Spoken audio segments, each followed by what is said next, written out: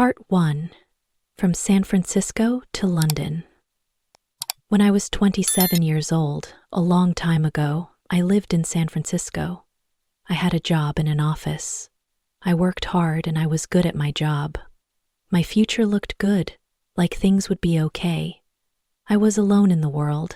I didn't have a family. But I was happy. I liked my life. On Saturday afternoons, I did not work. I had free time. I had a small sailboat. I liked to sail it on San Francisco Bay. It was a fun hobby. I really liked the wind on the water. One Saturday afternoon, I sailed too far.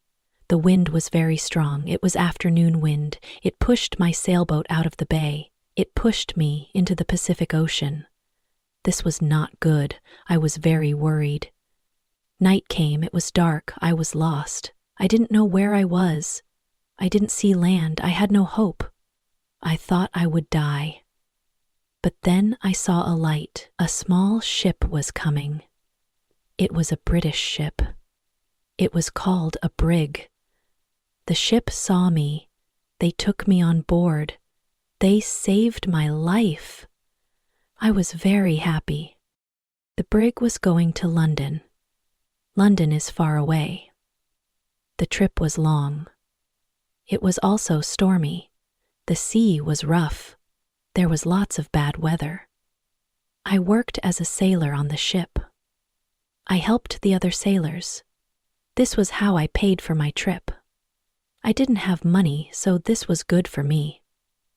Finally, we arrived in London. I was happy to be on land again, but I was in bad shape. My clothes were old and dirty. I looked like a poor man. I only had $1 in my pocket. $1.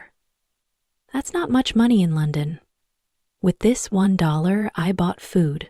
I ate some bread. I slept in a cheap place for one night. That was all the dollar could buy. The next day, I had no money. I didn't eat. I didn't sleep. I was very hungry and tired. The next morning at about 10, I walked to a place called Portland Place. I walked slowly. I was very weak. I saw a child. The child was walking. The child was holding a big pear. It was a ripe, juicy pear. The child ate a small piece of the pear. Then the child threw the pear onto the street. The child didn't want it anymore. I stopped. I looked at the pear. It was on the ground. I was very, very hungry. I really wanted that pear. It looked so good, but every time I tried to pick up the pear, someone walked past. The people looked at me. They looked at my dirty clothes. I felt embarrassed. I quickly turned away. I waited for the person to pass. Then I tried again, but the same thing happened. Someone else came. They looked at me. I tried again and again. I tried to get the pear. But the same thing happened every time. People kept coming. They kept looking. I was desperate. I didn't know what to do. I was so hungry. I decided to get the pear. I didn't care about the people. I didn't care if they saw me. I was too hungry to care. At that moment, a man opened a window. The window was behind me.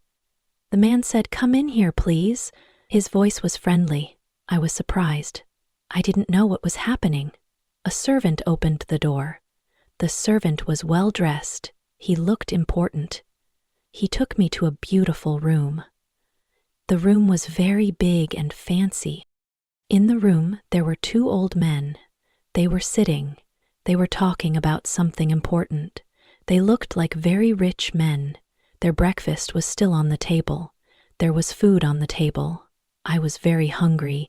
I stared at their breakfast. I wanted to eat it all. "I need to tell you something important." The two men had made a bet. A bet is like a game where people guess something and the winner gets money. They made the bet several days before. I didn't know about the bet. I didn't know anything. I learned about it later. Let me tell you what happened next. Part 2. An unusual bet. The two old men were brothers. They were very rich brothers. For several days they argued. They argued about something very strange. It was not a normal argument. They decided to end their argument with a bet. This is what rich English people do. They often make bets. The bet was about this. The Bank of England made 2 banknotes. Each banknote was for £1 million. That is a lot of money. They made the banknotes for a special reason, to use with a foreign country. England used 1 banknote. The other banknote stayed in the bank. Brother 1 said to Brother 2, "If an honest and smart stranger comes to London and he has no friends and no money except for £1 million banknote, he will die. He will starve to death." Brother 2 answered, "No, I don't agree. I think the man will survive." Brother 1 said, "If he goes to the bank or any place to change the big banknote, the police will arrest him. Everyone will think he stole it. No one will believe him." They argued for days. Finally, Brother 2 said, "I'll bet £200,000 that the stranger will live for 30 days with the banknote, and he will not go to prison." Brother 1 said, "Okay." He accepted the bet. He went to the bank. He bought the £1 million banknote. He returned home. He wrote a letter. He got ready for the bet. Then the 2 brothers sat by the window. They waited for the right man for the bet. They needed someone special.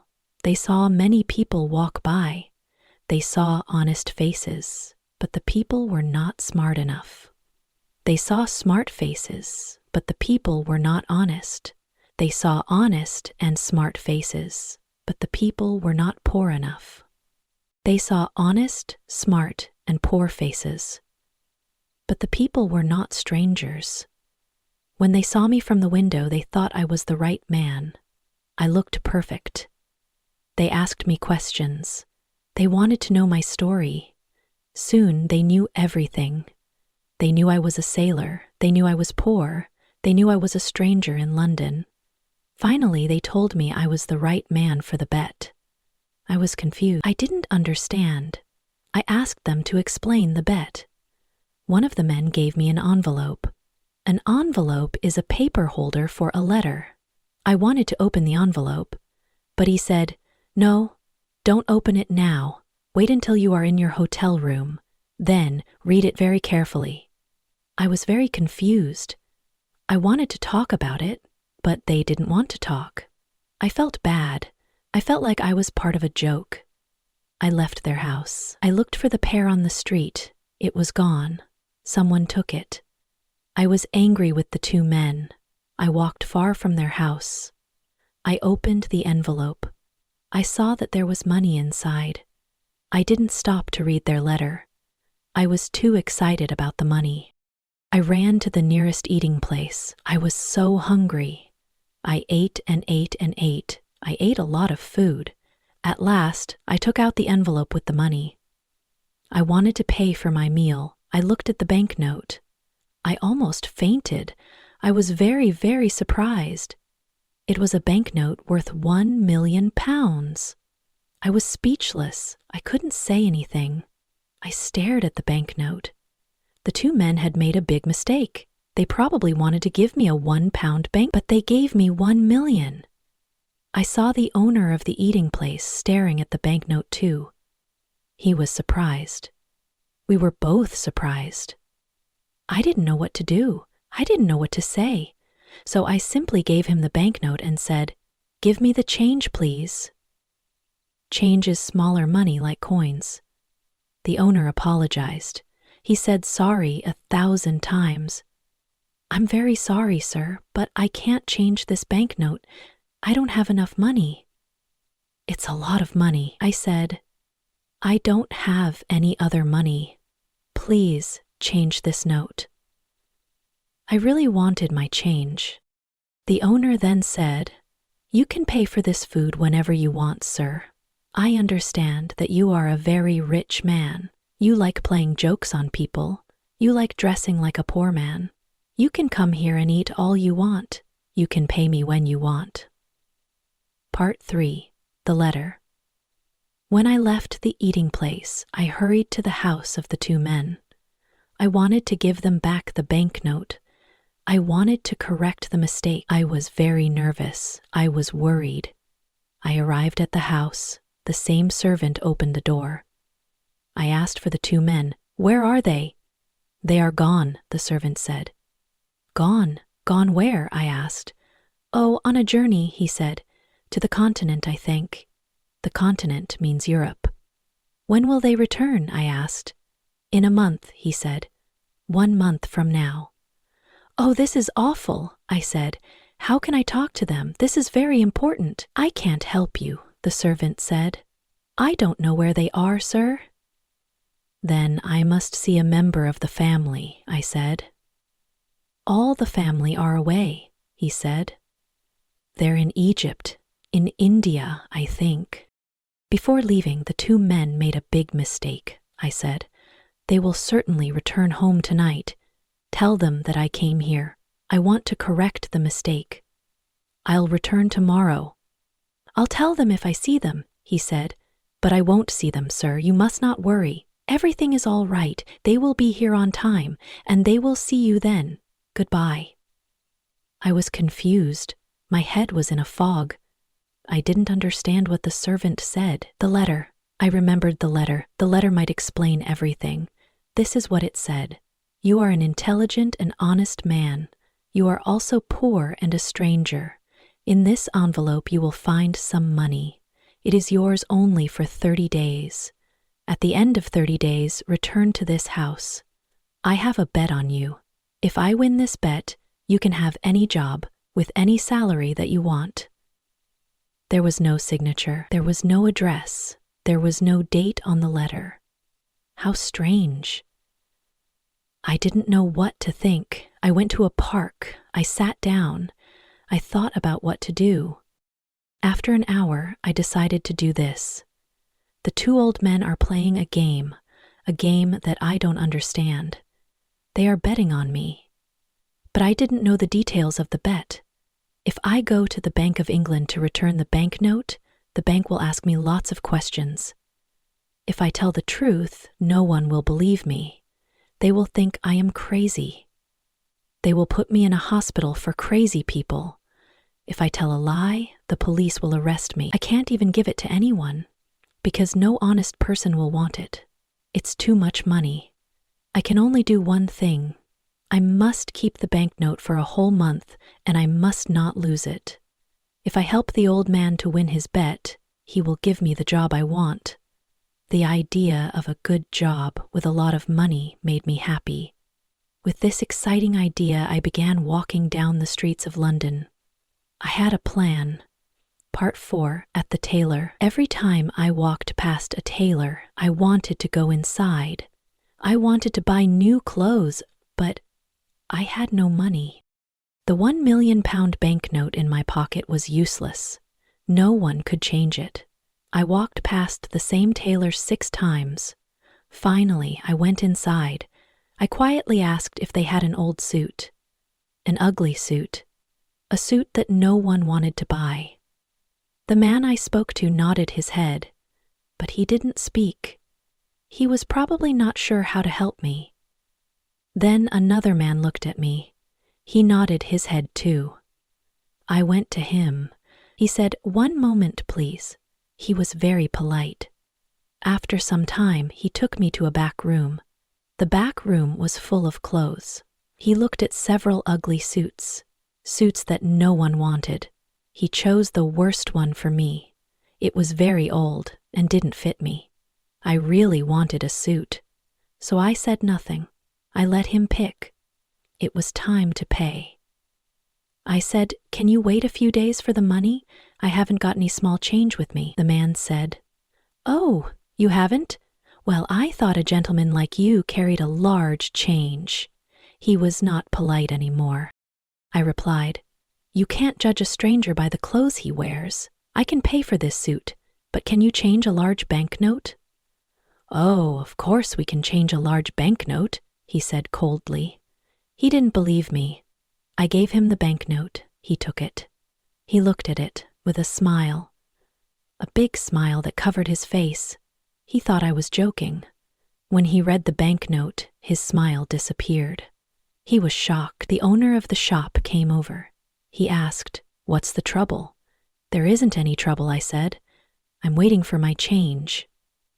Come, give him his change, Todd. Quickly," the owner said.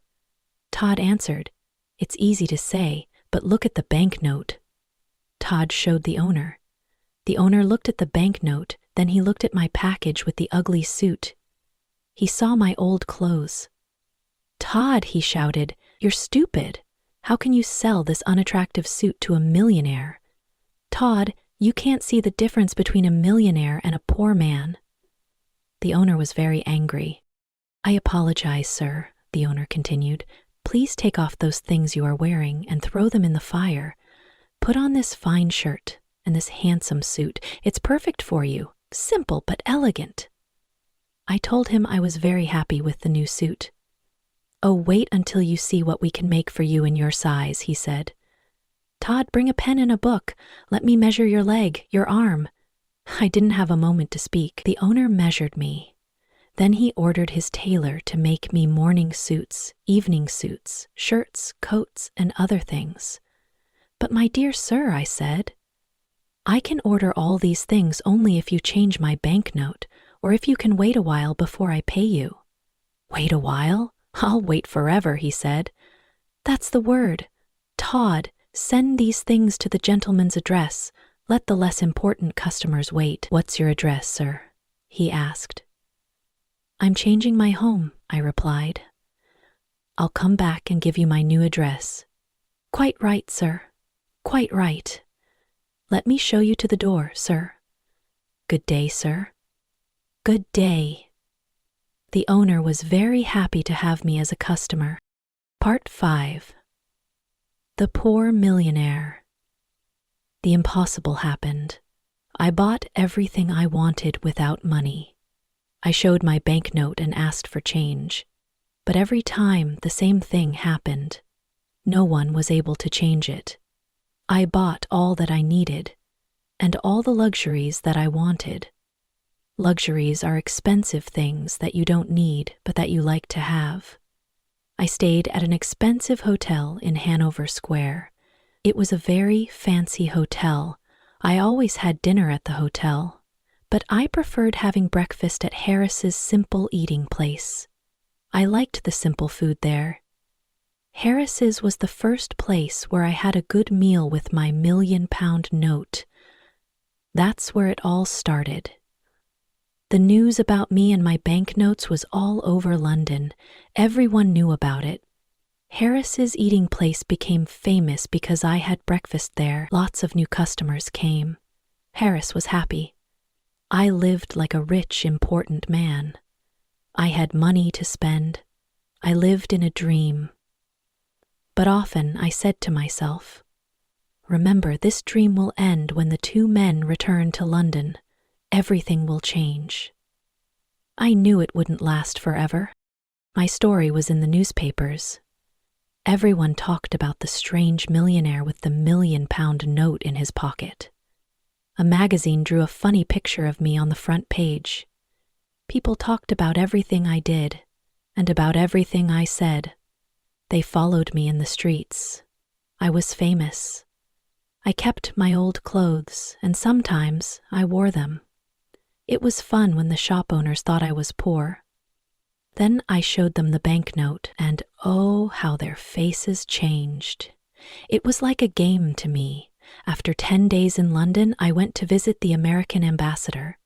An ambassador is like a leader for the people from one country who live in another country. He was very happy to meet me. He invited me to a dinner party that evening. He told me that he knew my father from Yale University. Yale is a famous school in America. He invited me to visit his home whenever I wanted. I was glad to have a new, important friend. I thought to myself, I'll need an important friend when the story of the £1,000,000 note and the bet comes out. I want you to know that I plan to pay back all the shop owners who sold me things on credit. Credit means they let me buy things now and I pay them later. If I win the bet for the old man, I will have a good job. With a good job, I will have a big salary. I planned to pay back everyone with my first year's salary.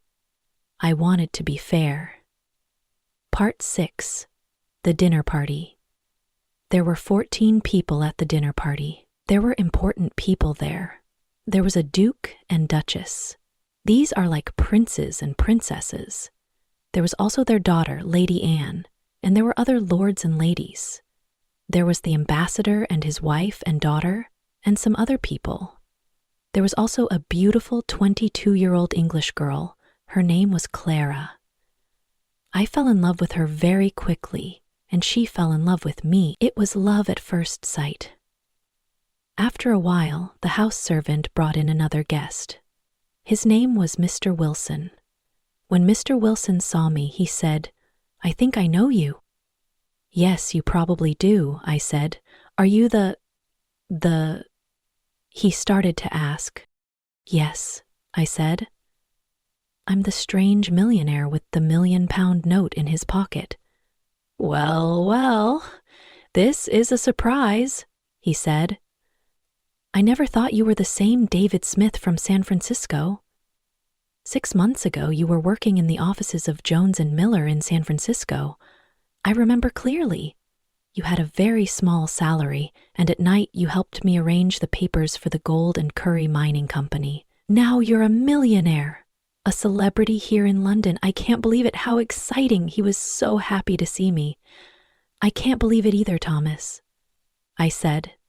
Thomas was his name. "Just 3 months ago we went to the Miners' restaurant." No, it was the What Cheer restaurant, right?" Thomas said. "What Cheers? We went there at 2 o'clock in the morning. We had steak and coffee.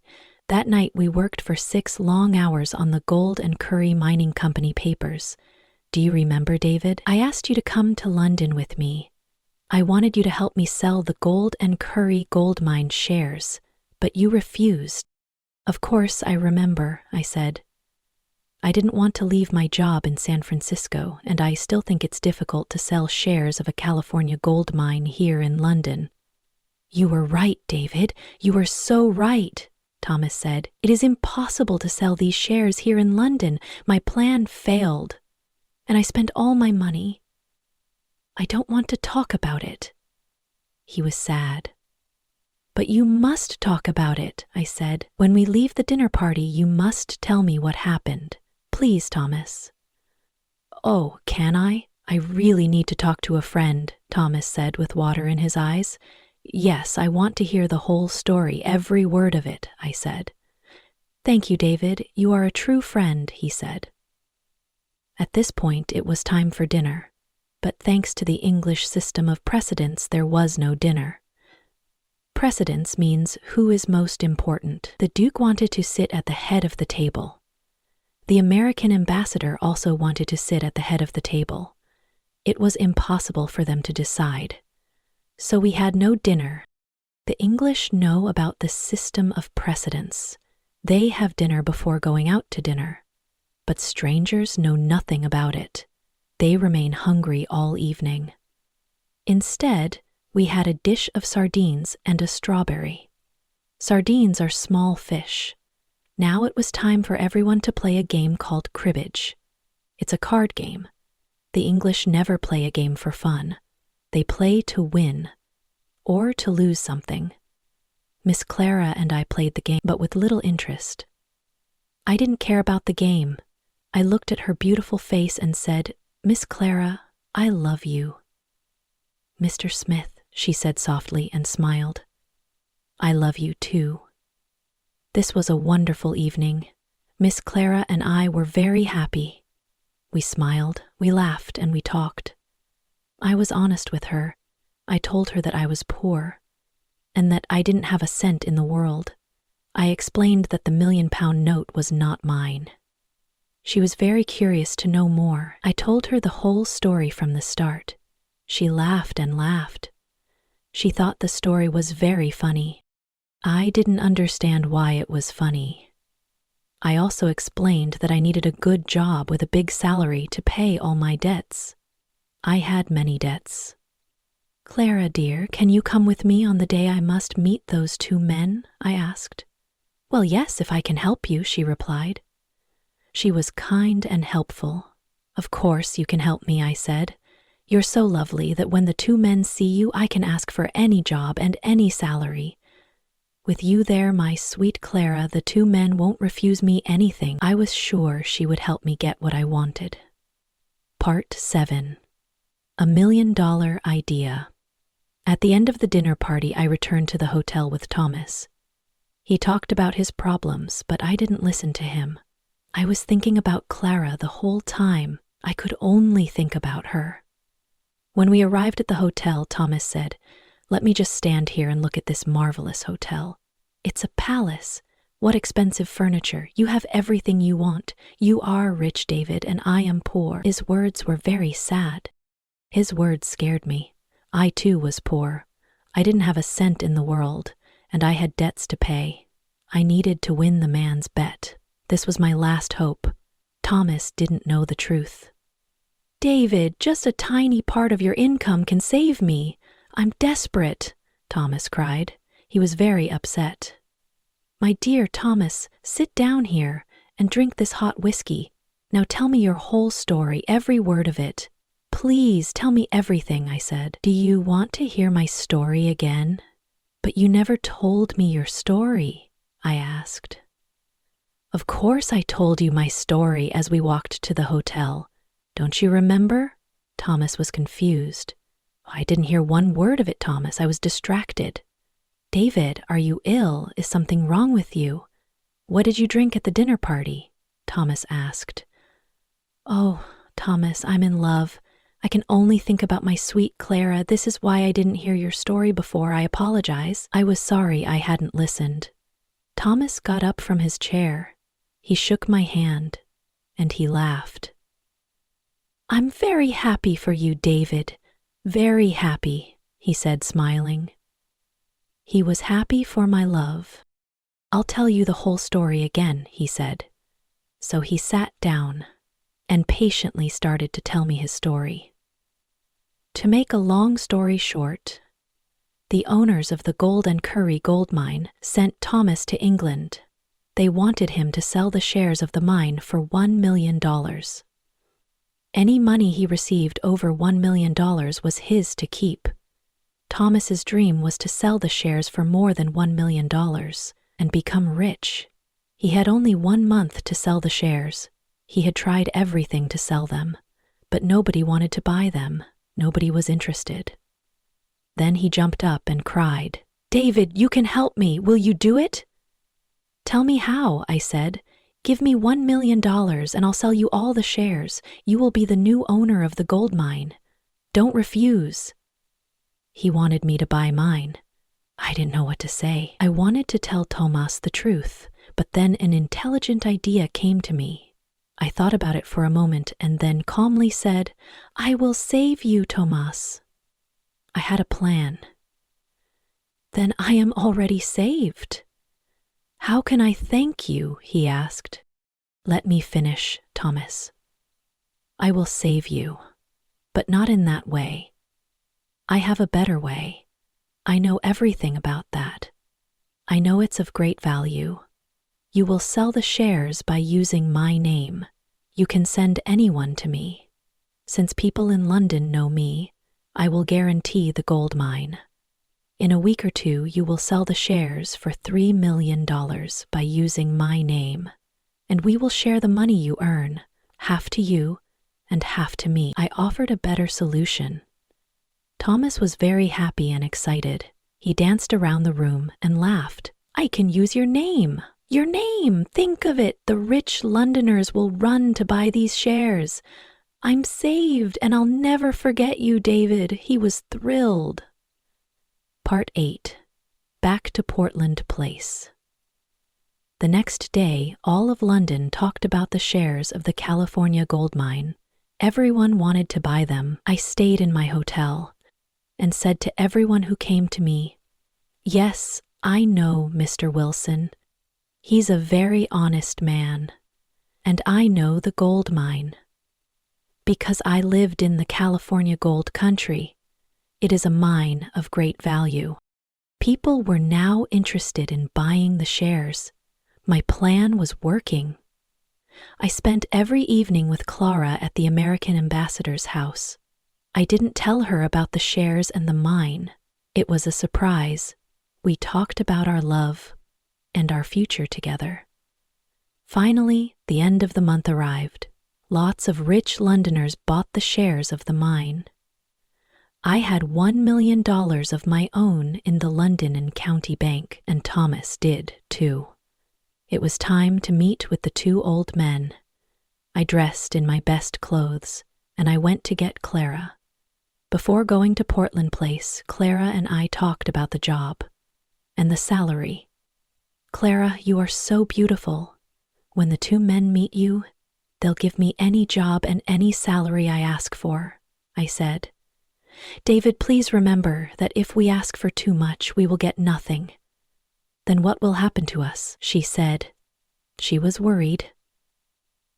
Don't be afraid, Clara. We will be fine.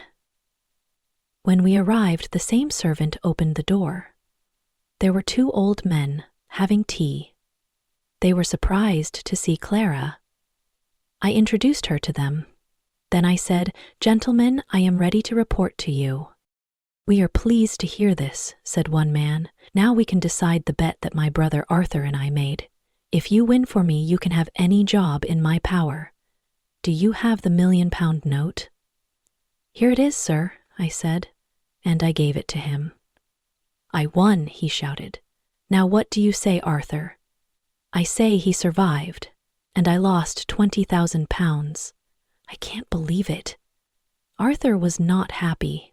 I have more to tell you, I said, but it's a long story. I'll tell you another time. For now, look at this.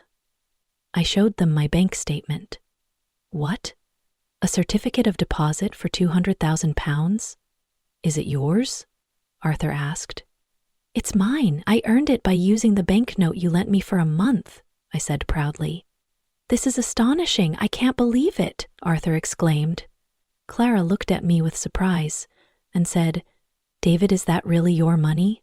You didn't tell me the truth. No, I didn't, but I know you'll forgive me, I replied. Don't be so sure. You told me a lie, David, she said teasingly. David, dearest Clara, it was only for fun. Come, let's go now, I said. But wait, one of the men said. I want to give you the job and the salary you choose. Thank you with all my heart, but I don't want the job. David, you didn't thank the good gentleman in the right way. Can I do it for you? Clara said. Of course you can, my dear Clara, I said. Clara walked to Arthur, sat on his lap, and kissed him on the mouth. It was a surprise. Then the two old men shouted and laughed. I was amazed. I didn't understand what was happening. Papa, said Clara, David doesn't want your job, she stated. I feel very hurt, darling, Arthur said. Is that your father? I asked Clara, confused. Yes, he's my stepfather, a dear man. He is not blood, but has been a dear parent figure, she said. Now do you understand why I laughed when you told me your story? Clara smiled. My dearest sir, I said, I want to take back what I said. There is a job that I want. Tell me, Arthur urged. I want the job of a son-in-law, I said. Well. But you were never a son-in-law before. Do you know how to do this job? Arthur jokes. Try me. Please try me for 30 or 40 years, and if I'm all right, take her. Clara and I were happy. There aren't enough words in the dictionary to describe our happiness. When the Londoners heard the whole story of my adventures with the banknote, they talked of nothing else. They couldn't believe it. Clara's father took the banknote back to the Bank of England and cashed it. Then he gave us the cancelled banknote as a wedding present. We put it in a picture frame and hung it on the wall in our new home. And so, I always say, yes, it's a £1 million banknote, but it only bought one thing in its life, the most valuable thing in the world: Clara.